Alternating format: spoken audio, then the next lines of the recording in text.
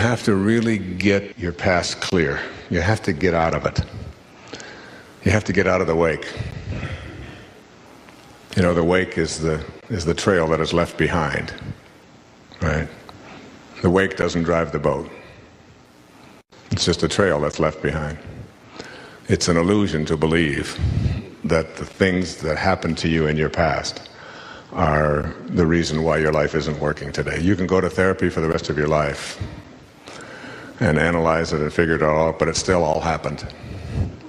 And in a universe in which there's an intelligent system guiding every single aspect of it, every mosquito, every snail, all of the passageways inside of your body, and all of the glorious ways that the planets all align with each other. There's one force in the universe that's flowing through everything, that there's no mistakes in it. And I think for me, two things really happened that I really strongly urge you, before you go any further, before we go any further here, is to really examine the wake of your life and to understand that it's just a trail that is left behind, and to let it go and merge yourself into the present moment, which is where God is. God isn't going to be doing anything different an hour from now than God is doing now. And God isn't doing anything different right now than God was doing an hour ago. So that God is all there is now. Just now. And any time you are not here now, you are away from God. And any time you are away from being at peace, you have sent God out of your life. So connecting on a spiritual level, on an energy level, which I'll go into great depth later, is really removing yourself from your past. I've written about this in a book a few years ago called You'll See It When You Believe It. But for me, the real turning point in my life came when I was able to finally, once and for all, practice this thing called forgiveness. There's a Chinese proverb that says if you're going to pursue revenge, you'd better dig 2 graves. And of course, Mark Twain's famous line about forgiveness. Forgiveness is the fragrance that the violet sheds on the heel that has crushed it. On the heel that has crushed it.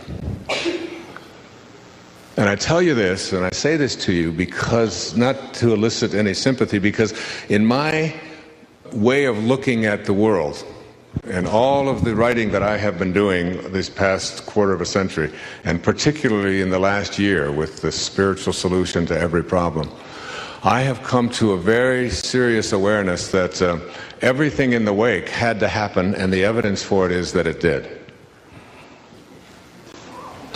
That's the evidence. That's all the evidence you really need.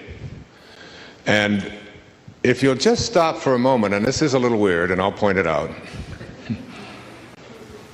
but in a universe which is endless, in which there is no such thing as time, in which there are no beginnings and no ends, and in which we are all infinite souls, there is an infinite number of times that we can be here, incarnated in any number of ways, endlessly.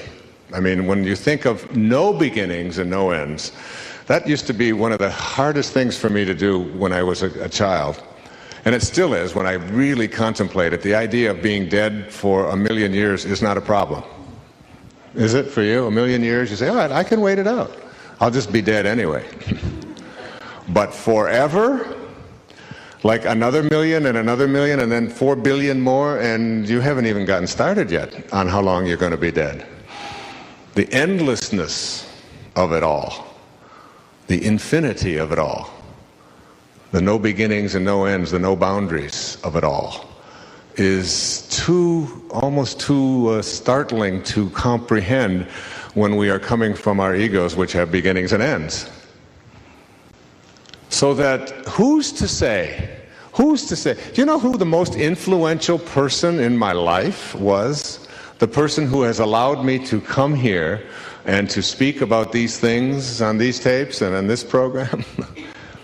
The person who has allowed me to write and express and experience the kinds of things that I've experienced, and to grow in a spiritual dimension. You know who the most influential person in my life was?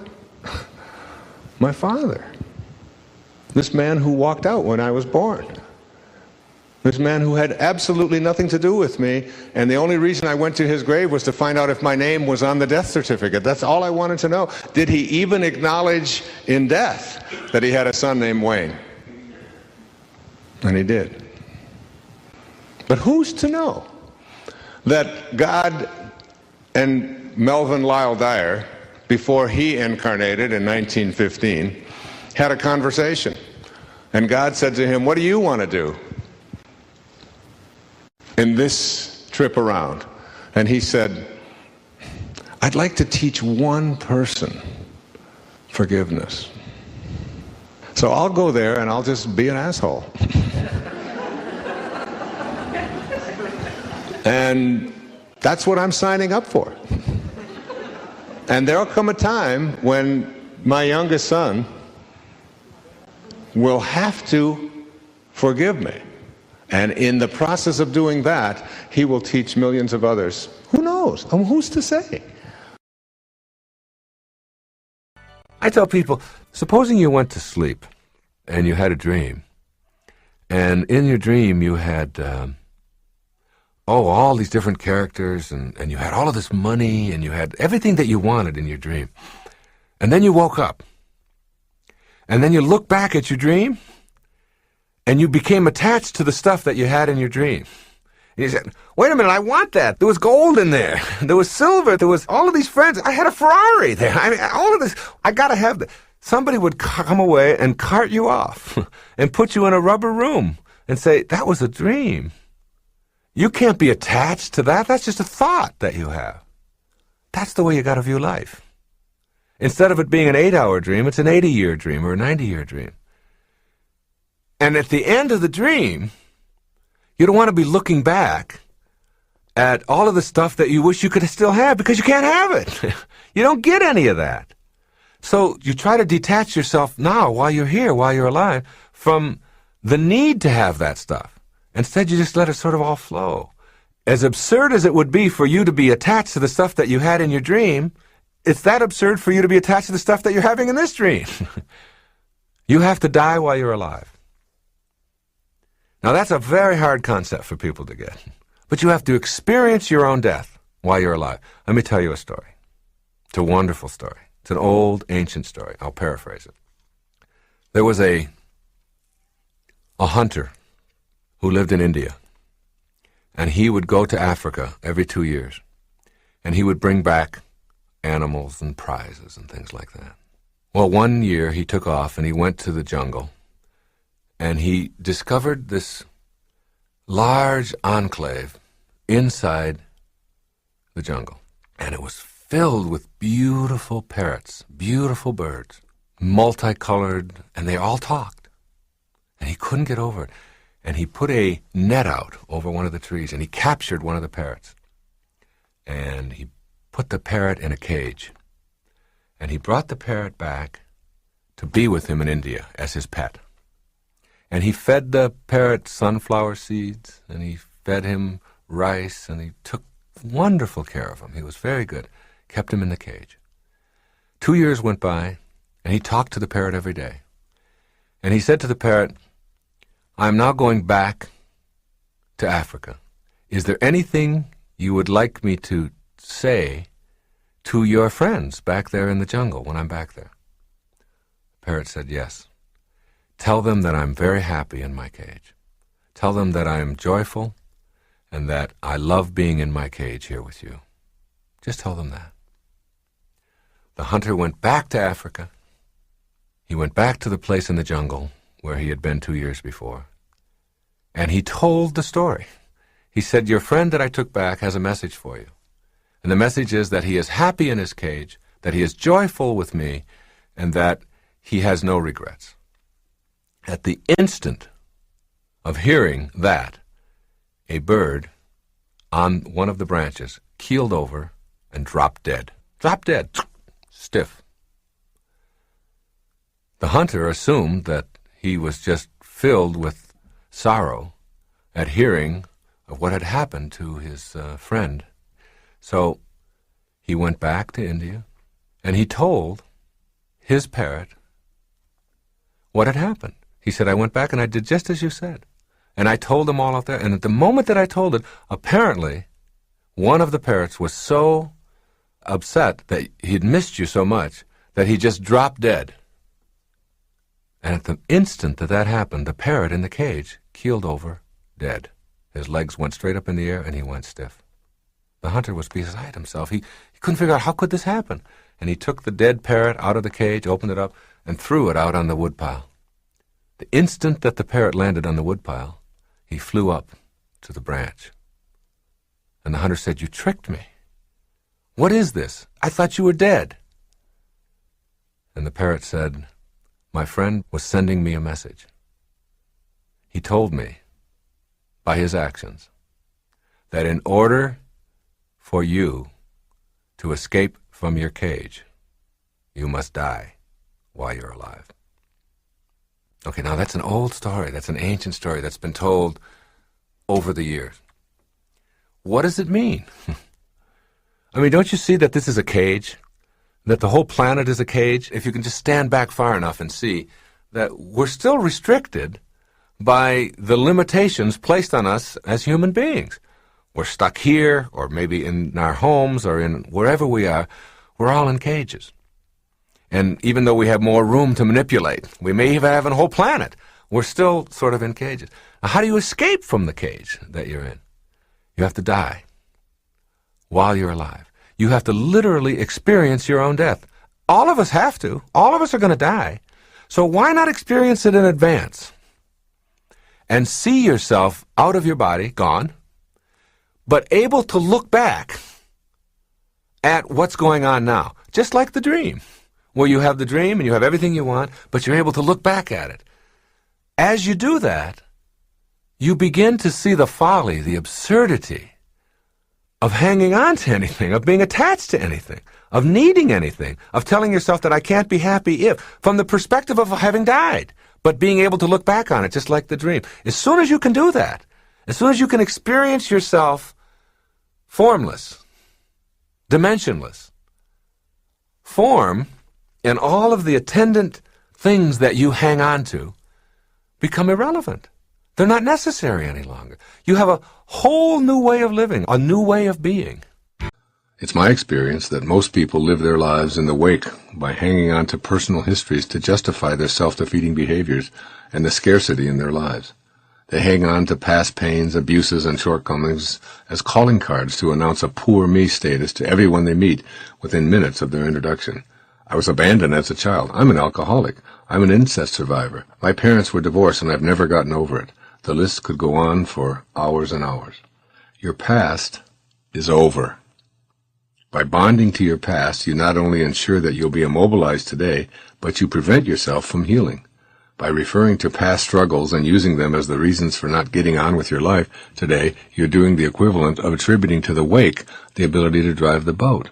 This also works in reverse. Many people refer to the good old days that are gone forever as the reason why they can't be happy and fulfilled today. Everything has changed. No one respects anybody else like they used to. $1 used to be worth $1. Now everything is so overpriced. People don't seem to want to help out like they did in the past.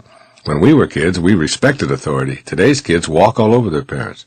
This is also living in the wake and assigning responsibility to the past for why you can't be successful or happy today. Getting out of the wake. Imagine a pencil with the ability to only write your past history. It has no use otherwise. All of your past is in that pencil. Are you going to keep it? What for? Are you going to give it up? Perhaps Omar Khayyam will inspire you with this poem written 1,000 years ago. The moving finger writes, and having writ moves on, nor all thy piety nor wit can lure it back to cancel half a line, nor all thy tears wash out one word of it. You can cry all night about the history in that pencil, all that it contains and all you wish you could erase or bring it back again, but all of your tears can't wash out one word of the past, as the poet-philosopher reminds you. You want to let go of your personal history that's symbolized by that pencil, but when you walk away from it, no matter how far you walk, you look back and there it is. You're ready to be rid of your personal history and to move fully into the present moment, but the pencil is always there when you look back. I suggest that you pick up the pencil and with compassion, allow the words, wounds, and pains of the past to be written, embraced, examined, understood, accepted, and loved for all that you've learned and experienced.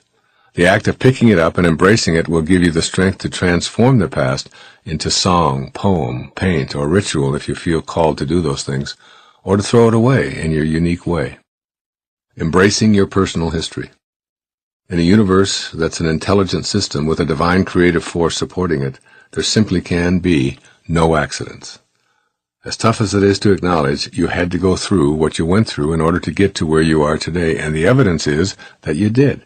Every spiritual advance that you will make in your life will very likely be preceded by some kind of a fall or seeming disaster. Those dark times, accidents, tough episodes, periods of impoverishment, illnesses, abuses, and broken dreams were all in order. They happened so you can assume they had to, and you can't unhappen them. Embrace them from that perspective, with help if you need it, and then understand them, accept them, honor them, and finally retire and or transform them in your own way. I know someone who gives them a new job description. Become free to immerse yourself in this moment, the now that's called the present, because it's simply that, a present to open, relish, nurture, play with, and enjoy, and explore. All you get is now. The willingness and ability to live fully in the now eludes many people. While eating your appetizer, don't be concerned with the dessert. When reading a book, notice where your thoughts are. While on vacation, be there instead of thinking about what should have been done and what has to be done when returning home. Don't let the elusive present moment get used up by thoughts that aren't in the here and now. There's an irony to this habit of having your mind drift to other times and other places. You can only drift off in the now, because now is all you ever get. So drifting off is a way of using up your present moments. You do indeed have a past, but not now. And yes, you have a future, but not now. And you can consume your now with thoughts of then and maybe, but that will keep you from the inner peace and success you could be experiencing. It's doubtful that the other creatures waste the present in thoughts of past and future. A beaver only does beaver, and he does it right in the moment. He doesn't spend his days wishing he were a young beaver again, or ruminating over the fact that his beaver siblings received more attention, or his father beaver ran off with a younger beaver when he was growing up. He's always in the now. We can learn much from God's creatures about enjoying the present moment rather than using it up consumed with guilt over the past or worry about the future. Practice living in the moment and refuse to allow any thoughts based on your past to define you. Stop and take notice of all that's in your immediate space, the people, creatures, vegetation, cloud formations, building designs, everything. Stay in the present by meditating and getting closer to the ultimate now, which is God. God is only here and now. Think about this. God will not be doing anything different 1 hour from now than God is doing right now. And God is not doing anything different now from what God was doing 1,000 years ago. The truth is that you can only come to know God if you're willing to be at peace in the present moment. You will only come to truly know God when you give up the past and the future in your mind and merge totally into the now, because God is always here now. Very few people understand and live this principle, largely because of their conditioning and unwillingness to train their minds in present moment living. That's one of the reasons why I sometimes say that it's never crowded along the extra mile.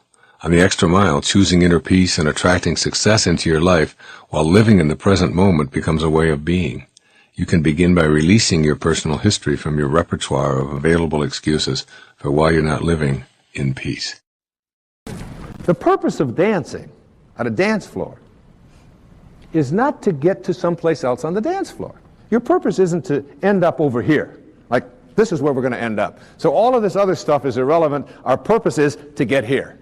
We don't do that. When we dance, we enjoy every single step of the dance, all of the music. And wherever we end up is where we end up. It's just like enjoying a concert. I mean, the purpose of enjoying the concert isn't to get to the end. If that was the case, then the people who conducted the fastest would be the best. And people who wrote only finales would be considered geniuses. Dun, dun, dun, dun. Oh, that was fantastic. You see? It's like peeling a banana. You know, the purpose isn't to get to the other end. It's to enjoy every bite. And the same with life. If we, self-actualizing, fully functioning, highly spiritual people, the great teachers are people who didn't do what they did because they were going to make money off of it, because they were going to be approved of, because it was going to be enduring. They did it because it was what their heart told them they had to do. They have no investment in power or control over others. Their life is not about who I'm better than. See, true nobility is not about being better than somebody else. Everybody's better than somebody else at something and not as good as somebody else at something else. True nobility is about being better than you used to be. It's about growing in your life. That's what nobility is. And highly functioning people they're not looking into other people's lives. The last line of Candide, Voltaire's great novel, this whole story of this wanderer, Candide, this great teacher and sort of comic person. The last line, I guess we'll have to learn to cultivate our own garden. Cultivate your own garden. If other people want to grow rutabagas and you want to grow cabbage, then allow that and be independent of that. But so many people live their lives through what others are doing, how well they're doing it. Fully functioning people let go of that. That they have incredibly high energy and enthusiasm. Enthusiasm, entheos, the God within. When people say to me, what makes a great speaker? I said, be authentic and be enthusiastic. And it doesn't matter what your content is. People will love you if you're authentic and enthusiastic, if they can see the God within you. If they have no concept of failure, there's no such thing. If you take a golf ball and you put it up on a tee and you stand there and you swing at the golf ball and it dribbles off to the side, you haven't failed. You've produced a result. The question is, what do you do with the results you produce? Everything that you do produces a result. You can call it failure and say, well, I'm not good at this, I've never been very athletic, and apply all kinds of labels to yourself. But we should never, ever allow ourselves to think of ourselves as failures, nor should we ever place that label on anybody else, because you can't fail. It's just a judgment. The only difference between a flower and a weed is a judgment. It's just a judgment. And the difference between success and failure is just a judgment. You know, Edison, the great inventor, of course. You know, when asked the question, he had tried 25,000 different ways to invent a battery, and he still didn't have it. And finally someone said to him, how does it feel, someone of your stature, to have failed 25,000 times? He said, failed? I don't know anything about failing. He said, today I know 25,000 ways not to make a battery. What do you know? And every time you do something, every time you go, and it doesn't work, you learn something. And the question isn't whether you failed, it's what do I do with the results I produce? If you pick the golf ball up and put it back on there and say, all right, I'm going to correct that, and you do it again and again and again, eventually, if you go through the 4 pathways, if you practice the discipline and the wisdom and the unconditional love, eventually, when you surrender, you'll know how to hit a golf ball. But you'll never do it the moment you label yourself to be a failure. And as we move up from 10,000 cycles per second on your emotional health, we move through the various symptoms of neurosis: worry, fear, anxiety, stress, tension, self-rejection, until we get to a point at point B where we are experiencing an absence of symptoms. However, we know that at any moment, one phone call or one piece of news that is not consistent with what I expect, it's called dissonance. This cognitive or emotional or affective dissonance could literally create in me a state of immobility. So the right phone call or the right action or somebody having an accident or somebody not doing what I think they should or somebody even saying something to me that I dislike or whatever it might be, and I could instantly go back into 18, 16, 14, and perhaps even 12 and 11 and 10,000 cycles per second. It's been discussed that chronic depression is something that affects as much, I've heard estimates as high as 20% of the population. That people are consuming things like Prozac and antidepressives at an alarming rate. And it's intriguing because there's no such thing as depression. I defy anyone to go out with a container and bring back any depression. The world is just the way it is, and there's no depression in it. There are only people thinking depressing thoughts, and then those depressing thoughts affecting our chemistry, our physical makeup, to a point where we become immobilized. There's no stress in our world. The world is the way it is. There are only people thinking stressful thoughts, and those stressful thoughts become our reality, our detachment from our source, our separation from our source. We start moving away from our source rather than toward it.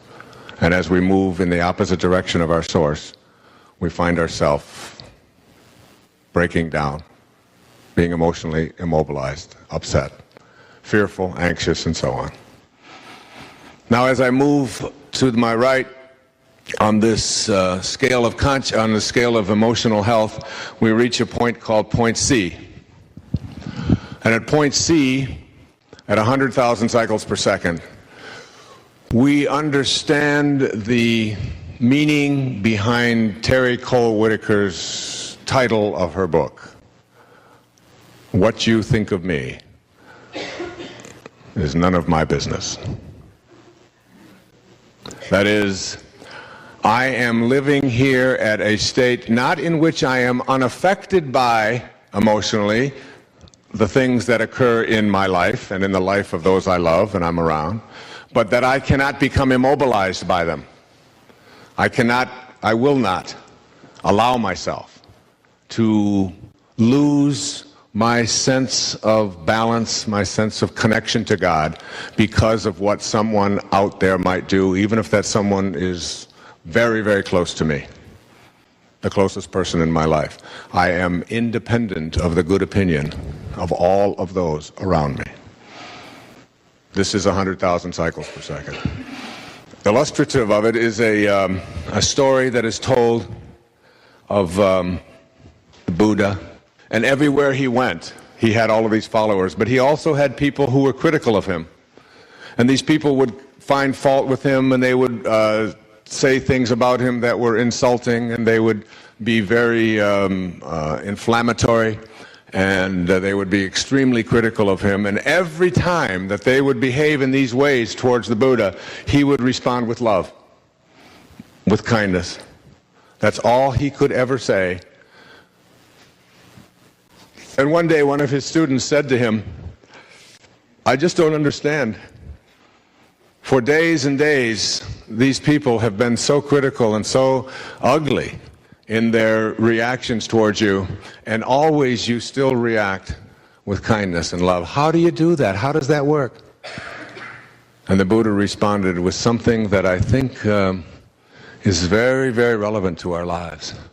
He said, if someone offers you a gift, and you do not accept that gift, to whom does the gift belong? And that was his answer. If someone offers you a gift of their hatred, of their criticism, of their bitterness, of their tension, of their fault-finding, if they offer this to you, but you don't accept it, to whom does it belong? Why, it's theirs. And the Buddha was saying, why would you ever choose to allow yourself to become depressed, upset, immobilized over something that belongs elsewhere? It's not yours. You don't own it. What you think of me is none of my business.